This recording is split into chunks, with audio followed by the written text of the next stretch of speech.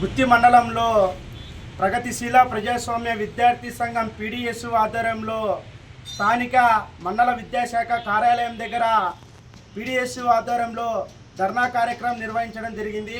ఈ కార్యక్రమం యొక్క ముఖ్య ఉద్దేశం ఈరోజు గుత్తి మండలంలో ఉన్నటువంటి ప్రైవేట్ విద్యా సంస్థలు ప్రభుత్వ నిబంధనలు ఉల్లంఘించి ప్రభుత్వానికి వ్యతిరేకంగా అదేవిధంగా గుత్తి మండలంలో ఏ ఒక్క ప్రైవేట్ పాఠశాలలు కూడా ఎవరు కూడా ప్రభుత్వ నిబంధనలను పాటించుకోకుండా ప్రతి గ్రామానికి వెళ్ళి ముందస్తు అడ్మిషన్ చేస్తూ ఉన్నారు. అదేవిధంగా ఎన్నోసార్లు మన మండల విద్యాశాఖ అధికారి ఎంఈఓ రవినాయక్ సార్ గారికి ఎన్నోసార్లు అధికారంగా వినతి పత్రాలు ఇచ్చినా కూడా ఇంతవరకునటువంటి ప్రైవేట్ విద్యా సంస్థల మీద గుత్తి మండలంలో ఏ ఒక్క ప్రైవేట్ పాఠశాల మీద కూడా చర్యలు తీసుకోలేని పక్షం ఉంది.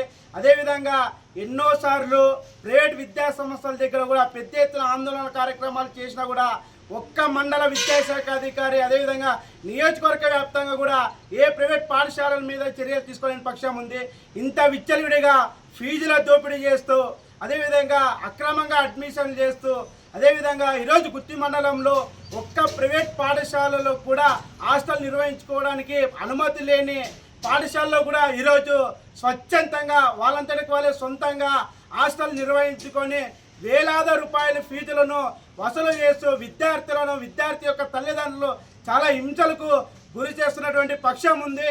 ఇంత దోపిడీ చేస్తున్నటువంటి ప్రైవేట్ విద్యా సంస్థల మీద తక్షణమే చర్యలు తీసుకోవాలని ఈరోజు మళ్ళా మండల విద్యాశాఖ అధికారి ఎంఈఓ రవినాయక్ సార్కి రిప్రజెంటేషన్ ఇవ్వడానికి వస్తే ఈరోజు మండల విద్యాశాఖ అధికారి కాదు ఇక్కడ ఉన్నటువంటి ఆఫీసర్ కూడా ఎవరు కూడా ఆఫీసులో లేని పక్షం ఉంది.